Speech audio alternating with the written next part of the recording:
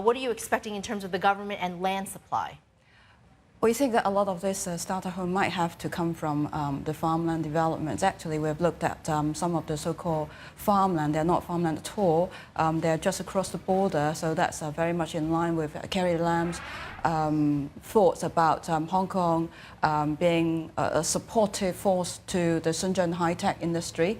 I think there is a lot of efforts to develop new towns there, and naturally all those farmland could be converted into housing, and part of it could become first-time home buyers housing. Does this refer to this? You know, a lot of these developers have amassed these inventories, you know, in the north, closer and closer to the Chinese border over the years. These are the old, what we used to refer to as letter B, right? The letter B entitlements, basically something that was zoned for agricultural use that, you know, with the thought that at a later date, meaning now, that they would be converted into a different use property. So, I mean, I would have thought that, you know, because we've been talking about even taking bits of country parks the last few years to develop residential housing on, that this would have been done a long time ago. I mean, we don't really do a lot of farming in Hong Kong anymore.